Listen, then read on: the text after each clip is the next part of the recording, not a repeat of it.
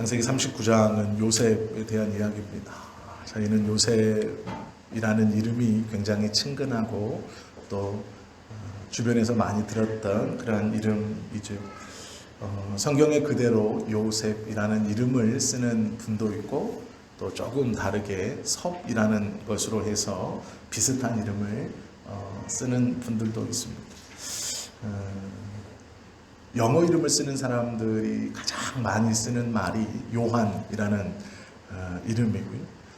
존, 그리고 다윗인 데이비, 그 다음에 아마 요셉 정도가 되지 않을까 싶습니다. 그만큼 많은 사람에게 친숙하고 또 많은 사람들이 성경의 인물 중 이렇게 높은 자리에 성공하는 그러한 삶을 살고 싶다라고 본받고 또 이런 은혜를 받아 누리고 싶은 그러한 사람 중 하나입니다. 야곱의 11번째 아들로 태어나 애굽의 국무총리까지 올라가는 파란만장한 삶을 살았던 요셉. 우리는 이 요셉을 많이 들어서 잘 알고 있고 또 흥미있고 은혜로운 인생을 산 사람임에는 분명합니다. 요셉의 삶을 가만히 보면 요셉의 개인의 삶뿐 아니라 하나님의 백성에게 하나님이 베풀어 주시는 은혜와 인도하심, 또 그 고비마다 하나님이 부어주시는 형통하심으로 그의 삶이 한 걸음 한 걸음 이어져 왔다는 것을 우리가 알게 됩니다. 요셉은 형들에게 죽을 위험에 처해 있는 상황에서 그의 인생의 재미있는 스토리들이 시작되어진다는 것을 우리는 알죠. 이 요셉의 삶과 같은 삶이 우리의 삶에서도 언제나 일어날 수 있습니다. 믿었던 사람에게, 철석같이 믿었던 사람에게 배신을 당하기도 하고 아무런 도움도 구할 수 없는 그러한 상황과 여건 속에 내던져진 것처럼 그러한 슬픔과 고통 가운데 빠지기도 합니다. 그러나 우리는 요셉의 전체의 삶을 다 알고 있습니다. 그의 마지막이 어떻게 되었는지를 알고 있죠. 그의 삶의 중간중간 그가 어떻게 행동했는지, 그리고 하나님이 그의 삶을 통해 어떤 계획하심과 이루어 가심을 끌고 그의 삶을 이끌어 가시는지를 우리는 잘 알고 있습니다. 하나님의 빈틈없고 완전하신 뜻이 요셉의 삶에서 하나하나 이루어질 때마다 우리는 하나님과 요셉, 이 삶의 관계를 통해 감탄하고 또 그것을 부러워합니다. 그래서 아이들의 이름을, 자신의 자녀들의 이름을 요셉이라고 짓기도 하고 또 영어 이름을 자신 스스로가 요셉이라고 짓기도 합니다. 하나님께서는 그의 백성들을 세상에 태어나게 하시는 일에 결코 우연이나 무계획적으로 이 땅에 우리들을 한 사람도 보내지 않았다라는 것을 우리는 꼭 기억해야 합니다. 요셉의 삶을 가만히 보시면 그의 태어남부터 그의 생의 마지막까지 하나님께서 그를 붙드시고 하나하나 인도하시고 그 인도하는 순간 큰 고비마다 요셉을 가만히 두시면서 요셉이 하나님을 바라볼 수 있도록 하나님의 역사를 그의 삶에서 경험해 하나님을 더욱더 향하며 하나님에게 초점을 맞출 수 있도록 그의 삶을 한 걸음 한 걸음 인도해 주신 것을 우리는 보게 되죠. 우리의 생애에서도 요셉과 같이 하나님께서 때로는 내어버려 두심과 같은 그러한 시간들이 있지만 그 시간을 통해서 분명히 우리의 눈이 어느 곳을 향해 있는가, 무엇을 바라보고 그 시간을 견디고 있는가, 그리고 그 시간이 견뎌진 뒤에 철저하시고 치밀하신 하나님이 우리의 삶을 어떻게 축복하시고 이끌어 가시는가를 분명 우리에게도 동일하게 보여주실 것입니다. 이 요셉과 같은 놀라운 은혜와 복을 받는다는 것은 모든 사람들이 사모하고 귀하게 여기는 것이죠. 그러나 그의 삶은 우리가 다 아시는 것처럼 마냥 좋고 마냥 행복한 삶만은 아니었습니다. 요셉은 11번째 아들로, 야곱의 11번째 아들로 라헬의 소생으로 태어납니다. 야곱은 형 에서의 칼날을 피하여 외삼촌 라반의 집으로 피신하였고 그곳에서 외삼촌의 두 딸들을 보고 그 둘째 딸을 마음에 두고 품습니다. 라헬을 아내로 얻기 위해서 7년 동안 밤이 낮같이, 낮이 밤같이 충성하여 그 외삼촌 라반의 인정을 받습니다. 그리고 결혼했는데 자신이 원하는 라헬이 아니라 레아가 자신에게 아내로 주어졌고, 그 지역의 풍습에 따라 둘째 딸을 얻기 위해서 또한 7년을 하루와 같이 열심히 충성을 다했습니다. 그리고 얻은 이 진짜로 사랑한다라고 고백하는 두 번째 부인인 라헬을 통해서 이 요셉을 낳게 됩니다. 레아와 라헬에게는 몸종이 있었습니다. 이것으로 보면 외삼촌 라반의 집은 경제적으로 어려운 집이 아니었던 것 같습니다. 이 라헬과 레아에게 몸종이 있었고, 이 라헬과 레아가 어느 날 이 몸종들을 요셉에게 첩으로 주면서 이 야곱은 부인이 4명이 됩니다. 그리고 이 4명의 부인에게서 야곱이 12명의 아들을 낳습니다. 그것이 12지파의 출발이 되는 것이죠. 그리고 그 12명의 아들 중 11번째 아들이 요셉입니다. 형들이 10명이나 있었고 같은 배에서 나온 동생이 1명 있었습니다. 하나님께서 아브라함을 갈대아 우르에서 불러내시고 또 그 불러내셔서 너로 내가 큰 민족을 이루겠다라고 말씀하신 그 말씀을 이루기 위해서 야곱을 사용하시고 요셉을 그 지파 중 하나로 세워주신 것이죠. 또 창세기 3장에 기록되어진 내가 메시아를 이 땅에 보내겠다라는 그 약속을 이루시기 위해서 아브라함을 부르시고 그 줄기에서 요셉을 11번째 아들로 태어나게 하신 것이죠. 요셉이 애굽에 팔려가기 이미 100년 전 하나님은 아브라함에게 너희의 자손이 애굽에 400년 동안 종살이 할 것이다 라는 말씀을 이미 아브라함에게 들려주십니다. 그리고 100년이 흘러 요셉이 먼저 애굽에 팔려가고 곧이어 이스라엘 민족이 애굽으로 내려와 곧 400년의 종살이가 시작되어집니다. 애굽에 가서 하는 400년의 종살이는 바벨론이 이스라엘을 침략해서 백성들을 뺏어간 전쟁이 아닙니다. 가뭄 때문에 그들 스스로 이주했고 그곳에서 시간이 지나 번성함으로 애굽 사람들이 위기를 느끼고 그들을 자유민에서 종의 신분까지 떨어뜨려 강제로 노역을 시키고 있는 모습입니다. 우리는 이것을 이해할 수 없지만 성경은 하나님께서 이미 100년 전 그렇게 아브라함에게 말씀하셨습니다. 그리고 그것을 이루어 가십니다. 요셉이란 인물이 애굽에서 총리가 될 수 있었던 것은 요셉의 고백대로 우리 민족을 위하여 하나님이 나를 앞서 보내셨습니다. 그리고 이곳에서 먼저 총리가 되게 하시고 이제 내 민족인 이스라엘이 애굽으로 인도되었습니다. 라는 것이죠. 야곱의 고백 하나하나를 보면 그의 삶의 중심이 어느 곳에 있었는지를 우리는 충분히 인식할 수 있게 됩니다. 그의 고백을 보면 그는 한순간도 하나님의 인도하심과 하나님의 도우심과 하나님께 이끌어 가심을 부인하거나 생각하지 않은 적이 없었다라는 것이죠. 우리는 먼저 고민해 보아야 합니다. 우리의 삶이 과연 이 요셉처럼 하나님의 치밀하신 계획 속에 살아가는 삶이 될 수 있을까? 하나님이 나를 이 요셉처럼 부르셨을까? 그러한 계획을 가지고 나의 삶을 사용하실까? 결론은 그렇다라는 것이죠. 에베소서 1장 3절 5절 말씀에 보면 이렇게 고백합니다. 찬송하리로다 하나님 곧 우리 주 예수 그리스도의 아버지께서 그리스도 안에서 하늘에 속한 모든 신령한 복을 우리에게 주시되 곧 창세전에 그리스도 안에서 우리를 택하사 우리로 사랑 안에서 그 앞에 거룩하고 흠이 없게 하시려고 그 기쁘신 뜻대로 우리를 예정하사 예수 그리스도로 말미암아 자기의 아들들이 되게 하셨으니 라고 고백합니다.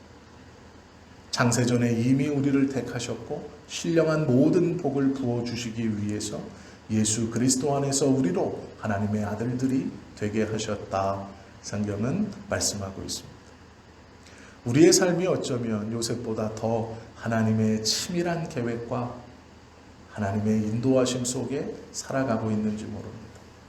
그런데 왜 요셉과 같은 슬픔은 있지만 요셉과 같은 하나님의 다이나믹한 개입하심과 하나님께서 높이시고 상황을 역전하시는 그 놀라운 삶의 기적과 이적이 드러나지 않는가? 요셉은 시종일관 하나님을 바라보았고 우리는 환경과 여건을 바라보며 하나님을 보지 못하고 절망하고 좌절하고 그 믿음의 길에서 물러나기 때문에 그렇다라는 것이죠. 오늘 우리가 이 요셉에 대한 말씀을 함께 나누면서 요셉이 보았던 하나님, 요셉의 삶에 역사하셨던 하나님의 그 역사가 우리에게 동일하게 일어난다는 것을 꼭 기억하시고 요셉의 삶을 치밀하게 인도하시고 계획하시고 이끌어 가셨던 그 하나님의 은혜가 우리에게도 함께 있기를 소원하고 원합니다. 우리가 아는 것처럼 요셉의 생애는 평탄하거나 순탄한 것만은 아니었습니다. 그는 어려서 아버지에게 이쁨을 받긴 했습니다. 형제들과는 다르게 성경에 보시면 색동옷을 지어 입혔다라고 말하죠. 그러나 이 색동옷이라는 것이 굉장히 좀 위험합니다. 색동옷이라는 건 우리가 생각하는 것처럼 우리 어린아이들이 입는 한복이 아닙니다. 그것이 아니고요. 이스라엘 백성들이 입는 이 원피스, 터번 중에 이 깃끝을 염색하여서 입힌 옷입니다. 온 옷이 다 염색약을 둘러서 알록달록한 우리의 그 꼬맹이들이 입는 한복 색동옷을 생각하시면 안 됩니다. 이스라엘의 색동옷이라고 말하는 건 이 팔끝을 다른 천을 덧대어서 붉은색 천이나 조금 밝은 천을 덧대어서 댄 양쪽 팔끝을 댄 그런 옷입니다. 그런데 놀라운 것은 이 양쪽 천의 팔끝을 댄 옷을 입은 사람이 후계자입니다. 보통 상속자를 표시할 때 그 집안에서 가장 다음에 상속자를 표시할 때 옷에 깃을 달아 이 상속자를 표시했습니다. 10명의 형들이 요셉을 질투하는 것은 당연한 것입니다.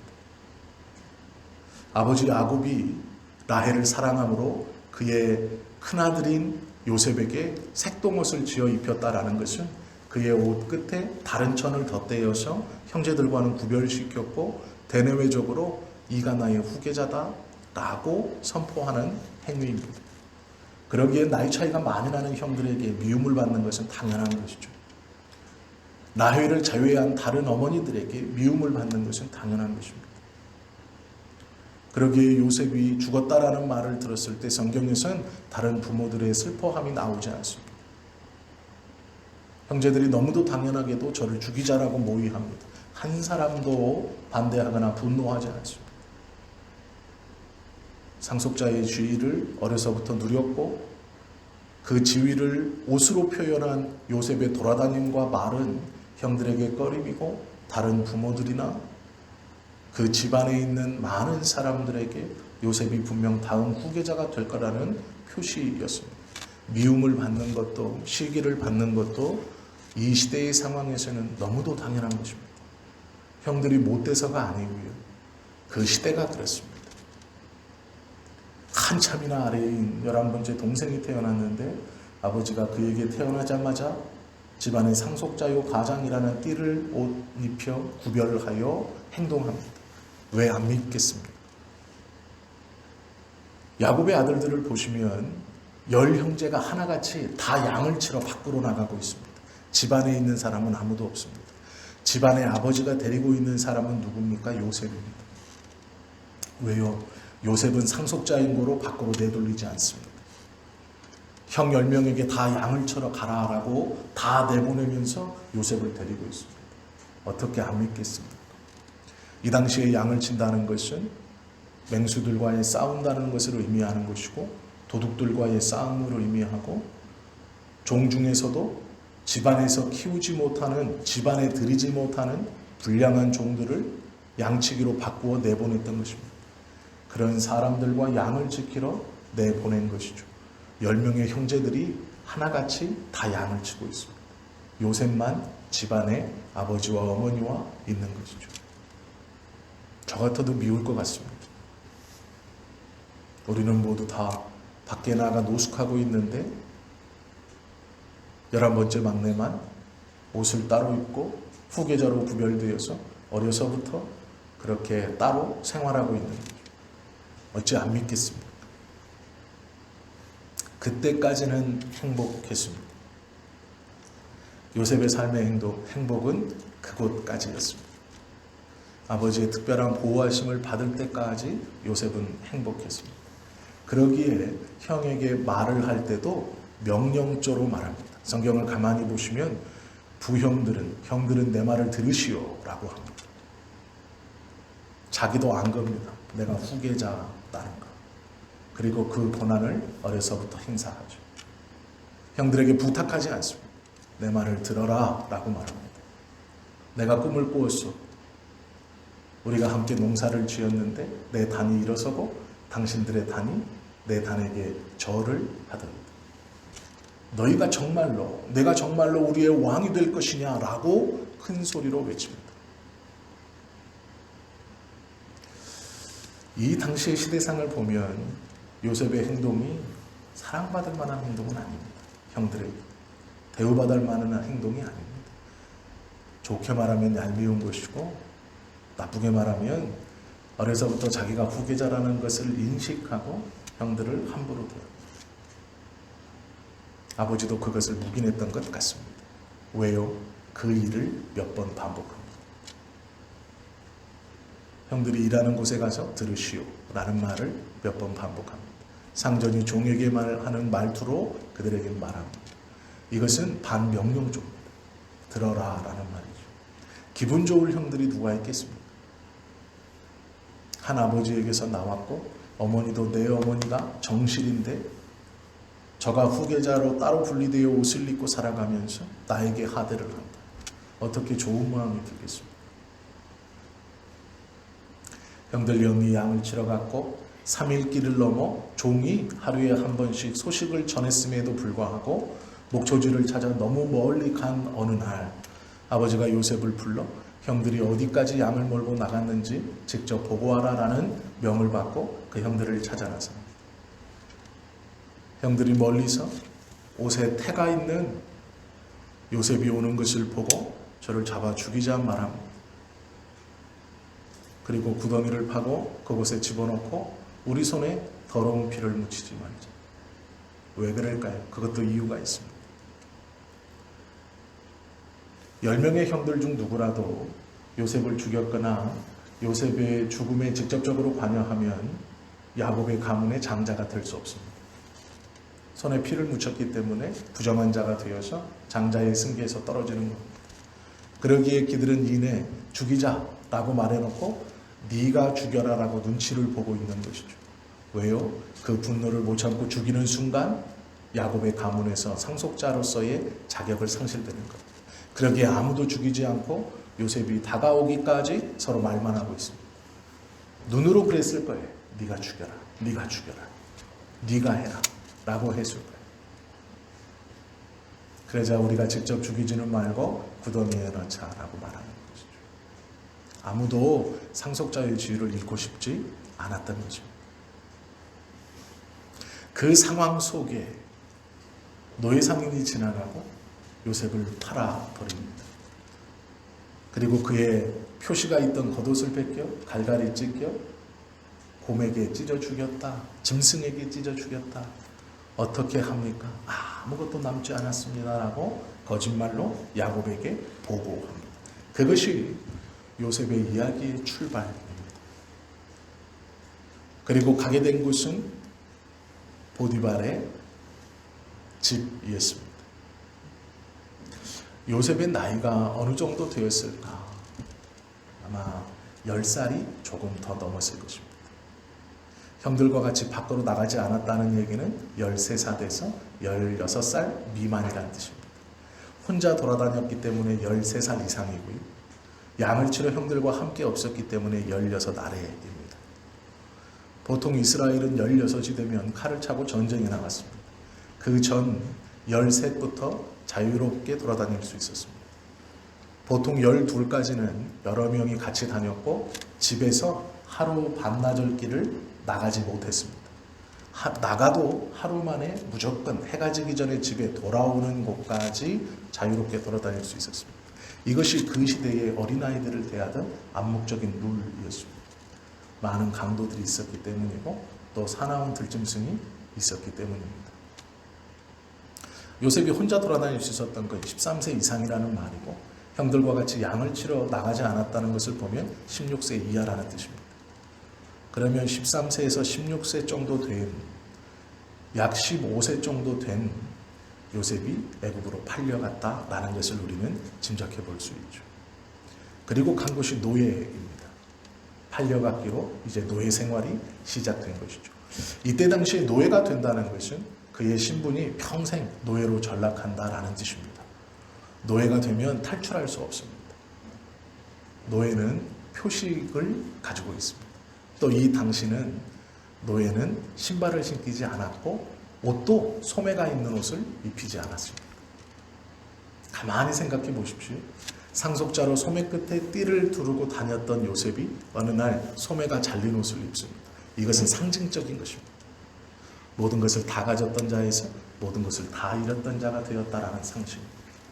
노예가 되었다는 말은 단순히 보디발의 집에서 노예로 일을 했다는 뜻이 아니라 모든 것을 다 가졌고 그 모든 것을 다 가진 자 중에 특별히 띠를 띠고 표시를 내어 상속자 모든 권력과 부가 너의 것이다 라는 뜻에서 팔이 잘린 옷을 입히는 노예가 입는 옷, 팔을 기어 입지 못하는 잘린 옷을 입히는 옷을 입혀놓고 일을 한다는 것은 너는 이제 아무것도 없다라는 뜻입니다.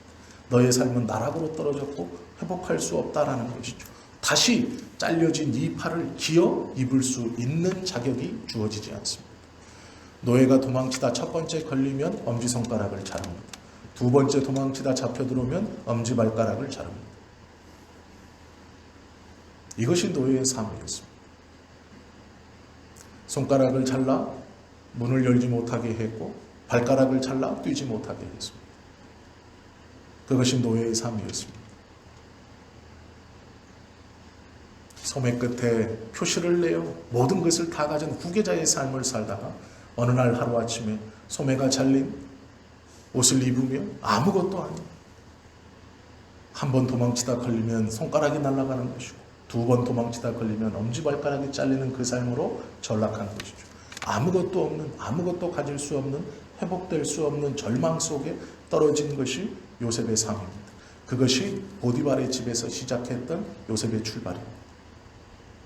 우리의 삶이 이러한 절망에서 출발할 수도 있습니다. 그런데 놀라운 것은 이 삶의 출발이 하나님의 계획이었다라는 것이죠. 이 보디발의 집에서의 노예의 생활이 하나님의 계획의 출발이었습니다. 하나님의 크신 계획에 이제 드라마가 시작되는 1편이 시작된 것입니다. 본편이 출발한 것이죠. 그곳에서도 열심히 일했습니다. 그래서 보디발의 인정을 받고 가족 내에 모든 것을 맡겼습니다. 이제 손가락이 잘릴 염려는 없습니다. 발가락이 잘릴 염려는 없어졌습니다. 그러나 여전히 소매가 없는 옷을 입고 노예로 살았습니다. 어느 날 보디발의 아내가 그를 유혹합니다. 요셉의 말이 놀랍죠. 나의 주인이 모든 것을 허락했으나 이 집안에 단 하나 허락하지 않은 것이 당신입니다. 또한 내가 하나님 앞에서 라고 말합니다. 회복할 수 없는 환경에 절망의 여건에 들어갔지만 그는 성실히 임했고 그곳에서도 언제나 하나님을 기억했습니다. 하나님 앞에서 라고 그는 자연스럽게 고백합니다. 위기의 순간, 그 유혹의 순간, 그 복잡한 상황의 순간 그의 입에서 튀어나온 것은 하나님의 이름입니다. 하나님 앞에서 내가 범죄할 수 없습니다. 라는 것이죠. 이것이 하나님의 서사를 이끌어내는 아주 중요한 믿음의 고백이고 대사입니다. 우리의 삶에 고난과 어려움이 있을 때 하나님의 은혜를 이끌어내고 그 하나님의 기록되어진 은혜를 내 것으로 붙잡는 것은 이 말입니다. 이 대사입니다. 하나님 앞에서. 상황과 여건이 회복될 수 없지만 나도 내 삶이 얼마나 절망적인 것이라는 것을 알고 있지만 그러나 내가 하나님 앞에서 범죄할 수 없다라는 것이죠. 이 고백으로 요셉이 승승장구하면 좋겠지만 이제는 감옥에 갔다는 말은요, 소매가 없는 옷을 입었던 것보다 더 비참합니다. 이제 발에 착고를 차야 됐기 때문이죠. 양쪽 발과 발을 연결해서 큰 보폭으로 걷지 못하게 합니다. 어른의 3분의 1의 보폭으로 종종거리며 걸어야 했고, 그 감옥 안은 저희들이 지금 생각하는 일반 감옥이 아닙니다. 땅 속에 탈출하지 못하도록 길을 내고 그냥 그곳에 아무렇게나 가두어 두는 곳입니다. 그곳은 작은 사회와도 같습니다. 사람이 많건 적건 중요한 것이 아니라 그 안에서 돈 있는 사람은 대접받고 돈 없는 사람은 무시당하고 면회를 자주 와서 음식을 넣어주고 돈을 많이 집어넣어주면 그 감옥 안에서도 대접받는 것이 그것입니다. 요셉은 노예로 팔려왔고 노예에서 노예였다가 그 감옥 안에 들어왔습니다. 찾아올 리도 없고 돌봐줄 리도 없고 가진 돈도 없습니다. 그의 대우가 얼마나 처음에 처참했을지 우리는 짐작해 볼 수 있습니다. 먹을 것을 얻기 위해서 허드렛 일을 시작했을 겁니다. 간수가 보니 먹을 것을 얻기 위해 허드렛 일을 시작하는 저 젊은 아이가 똘똘합니다. 말도 잘 듣습니다. 일처리도 잘합니다. 그리고 가만히 들어보니 그의 말이 수준 있는 사람들의 말과 같습니다. 우리가 성경을 읽으면서 간과하지 말아야 될 것들이 있습니다. 그것이 뭐냐면 지금 우리처럼 생각하면 안 된다라는 것이죠. 그때 당시의 시대상으로 성경을 보시면 술 맡은 간원장과 떡 맡은 간원장이 쓰는 언어와 요셉이라는 노예가 쓰는 언어는 다른 언어입니다. 정확한 표현일지 모르지만 귀족들이 쓰는 언어와 평민이 쓰는 언어가 다르듯 이 술 맡은 간원장과 떡 맡은 간원장이 쓰는 언어와 요셉의 언어는 다른 언어입니다. 단어가 달라, 억양이 달라. 그러나 이걸 어디서 배웠을까요? 보디발의 집에서 배운 겁니다. 보디발은 시위대장입니다. 그는 고위 관료입니다. 고관이에요. 그가 쓰는 언어들, 그가 쓰는 억센트를 요셉이 그 보디발의 집에서 배워 알고 익히고 감옥에 간 겁니다. 그러기에 떡 맡은 관원장, 왕의 좌우에서 있는 고위 관료들과 대화를 할 수 있는, 고위 관료들이 감옥에 들어왔다고 해서 아무하고나 대화하지 않습니다. 시정잡배하고 대화하지 않습니다.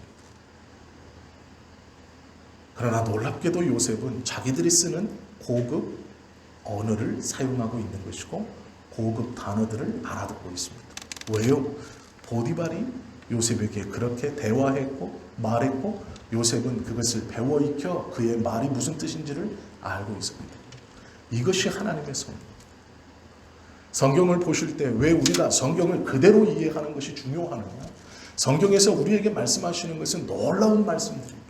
그러나 우리의 상식과 내 수준으로만 성경을 보기 때문에 이 모든 것이 건조하게 들어가는 것이죠.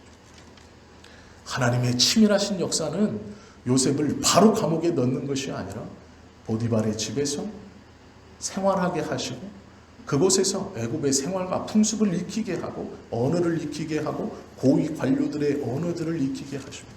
그리고 감옥에 집어넣어 고위 관료들과 대화를 할 수 있게 합니다. 그 말을 알아듣게 하고 그리고 그거에 합당한 대답을 할 수 있는 언어를 키워주십니다. 그리고 나서 왕이 꿈을 꾸죠. 애굽에서 종으로 팔려왔던 이스라엘에서 종으로 팔려 애굽에 왔던 아이가 왕과 대화합니다. 언어가 다른 왕입니다. 통할 수가 없습니다. 그 앞에 나아갈 수도 없습니다. 그러나 놀라운 것은 요셉과 왕이 대화하는데 아무런 꺼리낌이 없습니다. 중간에 통역도 없었고 중간에 무엇인가를 전달해 주는 자도 없습니다. 직접 말합니다. 왜요? 요셉의 언어가 왕이 알아듣고 왕의 언어를 요셉이 알아듣는 것이죠. 그의 억센트와 억양들을 다 알아듣는 겁니다. 그리고 그대로 말하는 겁니다. 왜요? 보디발의 집에서 종살이를 했기 때문입니다. 그가 애굽의 정치에 빠삭할 수 있었던 이유는 감옥 안에서 고위 관료들을 대했기 때문입니다. 이 나라가 어떻게 돌아가는지, 왕의 성정이 어떤지, 어디까지 이 사람이 인정하는지를 볼 수 있는 것은 감옥 안에서 그 관료들과 대화하며 왕의 성품을 파악했고 나라를 파악했기 때문입니다. 그리고 시간이 되어 왕 앞에 가 너무도 자연스럽게 모든 것을 받아들입니다. 거부하지 않습니다. 꿈의 해몽을 듣고 인장반지를 빼어 가장 왕 다음으로 높은 자를 삼았을 때도 요셉은 그것을 바로 받아들입니다. 의아하게 생각하지 않습니다. 감옥 안에서 이미 술 맡은 관원장과 떡 맡은 관원장을 통해 이 나라가 어떻게 돌아가는지를 알고 있기 때문입니다. 그들이 만났던 고위 관료들의 말을 통해 애굽이란 나라, 지금 이 왕이 어떻게 통치하는지를 알고 있었기 때문이죠. 그러기에 꾸에몽을 통해 총리가 되었을 때도 의아하게 생각하지 않고 그것을 자연스럽게 받아들입니다. 이것이 요셉의 삶입니다.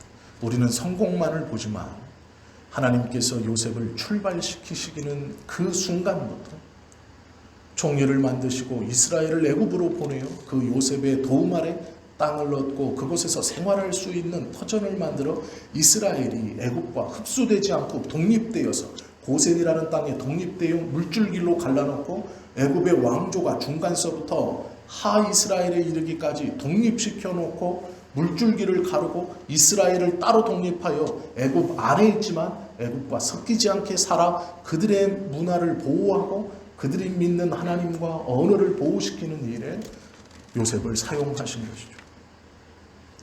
요셉은 하나님의 철저한 계획하심 아래 그의 삶이 이끌어졌고 그 계획하심에 응수할 수 있었던 것은 그가 하나님을 언제나 기억했기 때문입니다. 자신의 삶의 높음도 낮음도 하나님의 계획이라는 것을 의심하지 않았습니다. 그는 꿈을 꾸었고 그 꿈을 붙들고 살았습니다. 환경과 여건이 지금 이 상황이지만 그는 언제나 하나님 앞에서 라고 말을 했습니다. 하나님께서 나의 삶을 붙들고 가신다는 확신이 있었습니다. 그러기에 그는 모든 것을 담담히 받아들입니다. MA 오해를 받아 감옥에 갔을 때도 그는 그것을 받아들입니다. 놀랍게도 감옥에서 총리가 되었을 때도 그는 그것을 받아들입니다. 떨어졌다고 해서 놀라거나 당황할 일이 아니고 올라갔다고 해서 놀라거나 당황하지 않습니다. 그것을 받아들입니다. 하나님의 은혜요, 하나님의 섭리라는 것이 있었기 때문이죠. 낮아지는 것도 높아지는 것도 그는 담담히 받아들입니다. 그리고 맡겨진 모든 일에 최선을 다합니다. 그가 분명히 아는 것은 이것은 하나님께서 나를 통해 무엇인가 이루시려는 계획, 자신이 어렸을 때 꿈꿔왔고 그것을 고백했고 그것을 잊지 않았던 그 신앙의 고백이고 모습 때문입니다. 우리도 마찬가지입니다. 우리는 한 사람도 이 땅에 우연히 오지 않았습니다. 하나님의 계획으로 이 땅에 왔습니다. 그리고 그 하나님의 철저하신 계획 아래 지금까지 우리의 삶이 이어져 왔습니다. 다 끝났다고 생각하지 마십시오. 나이는 나이가 많아서 건강이 허락지 않아서 배운 것이 없어서 가진 것이 없어서 아닙니다. 우리가 정말로 좌절하고 슬퍼해야 할 때는 아무것도 갖지 못한 환경이 아니라 그 환경 속에서 내 입에서 더 이상 하나님의 이름이 고백되지 않는다라는 것입니다. 더 이상 하나님 앞에서가 잃어버린 것입니다. 그것이 정말로 슬퍼해야 할 것이고 그것이 정말로 좌절해야 할 때입니다. 환경과 여건이 우리를 감옥 속에 집어넣고 노예 생활로 끌고 가고 때로는 잘 되어 총리의 자리까지 올릴지 모릅니다. 그러나 그것이 중요하지 않습니다. 우리에게 중요한 것은 하나님 앞에서요. 내가 하나님에 대한 믿음을 끝까지 지키고 있느냐, 내가 하나님이 주신 말씀을 붙들고 오늘도 흔들리지 않고 있느냐, 이 삶에서 내가 무엇을 붙들고 있느냐, 그것이 중요합니다. 성경은 우리를 창세전에 선택했다 말씀합니다. 예수 그리스도 안에서 하나님의 아들들이 되어 하늘의 모든 신령한 복을 우리에게 주실 것이다 말합니다. 어쩌면 요셉이 받았던 그 복보다 더 큰 복이고 더 놀라운 복일 것입니다. 우리가 하나님을 잃어버리는 순간 하나님의 그 대서사시 우리의 자리는 없어집니다. 우리의 역할은 끊어집니다. 주인공으로 부르셨는데 엑스트라 1편 중간까지 나오다 죽어버립니다. 떨어집니다. 그것이 허망한 삶이고 비참한 삶입니다. 요셉의 이야기를 통해서 우리는 하나님의 치밀하심을 봅니다. 우리의 삶을 통해서도 우리는 하나님의 치밀하심을 충분히 볼 수 있고 이루어갈 수 있다라는 것이죠. 성경에 보시면 귀하고 복된 말씀들이 참 많이 있죠. 야고보서 1장 12절 말씀을 제가 읽어드리겠습니다. 시험을 참는 자는 복이 있도다. 이에 옳다 인정하심을 받은 후에 그 사랑하는 자에게 생명의 명령관을 주실 것이다 라고 말씀합니다. 우리에게 시험이 있을 수 있습니다. 시험의 고난 가운데 들어가 있을 수도 있고 이제 올 수도 있고 그것의 끝자락에 서 계실 수도 있습니다. 옳다 인정함을 받은 후에 그 사랑하는 자에게 생명의 멸관을 줄 것이다 라는 약속이 우리 앞에 있습니다. 시편 34편 19절 말씀에 보면 의인은 고난이 많으나 여호와께서 그 모든 고난에서 건지시리라 고백합니다. 믿음으로 살려 하면 어려움이 더 크고 아픔이 더 크고 힘듦이 더 클 것입니다.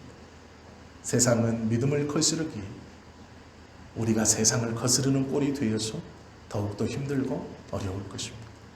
그러나 하나님은 그 모든 고난을 이기게 해 주실 것입니다. 그것이 우리에게 주신 꿈이며 약속입니다. 요셉이 꿈꿨던 그 꿈을 붙들고 살아 하나님의 놀라운 드라마에서 자신의 맡겨진 역할을 잘 감당하며 한 생일을 살았던 거죠. 우리도 하나님께서 당신의 기뻐하시는 뜻을 따라 장세전에 우리를 선택하셨고 예수 그리스도의 놀라운 십자가의 사랑과 은혜 그리고 그것을 확신케 하시는 성령 하나님의 내주하심과 도우심으로 우리가 구원받은 백성이 되었습니다. 하나님은 우리에게 더 놀라운 계획을 갖고 계십니다. 우리가 그 놀라운 계획을 우리의 삶에 이루어내는 고백은 하나님 앞에서 모든 순간 하나님을 잊어버리지 않는 것입니다. 하나님께서 나에게 말씀으로 약속해 주신 이것을 붙드는 것입니다. 의심하지 않는 것입니다. 이것이 우리에게 베풀어 놓으신 믿음입니다. 우리는 이 믿음을 받은 자이고 소유한 자입니다. 우리의 믿음은 세상이 판단할 수 있는 하찮은 것이 아닙니다. 우리의 믿음은 놀라운 것입니다. 우리의 믿음은 우리의 삶뿐 아니라 우리의 가정을 바꿀 것이고 우리의 교회를 바꿀 것이고 이 나라와 이 민족을 바꿀 것입니다. 요셉 한 사람을 통하여 애굽이 복을 받고 이스라엘이 지킴을 받았던 것처럼 우리의 믿음의 고백을 통해 우리의 삶뿐 아니라 이 나라와 이 민족과 이 교회와 우리의 가정이 변화될 것입니다. 그 믿음의 고백을 오늘 우리가 함께 마지막까지 고백하실 수 있기를 예수님의 이름으로 축원합니다. 기도드립니다.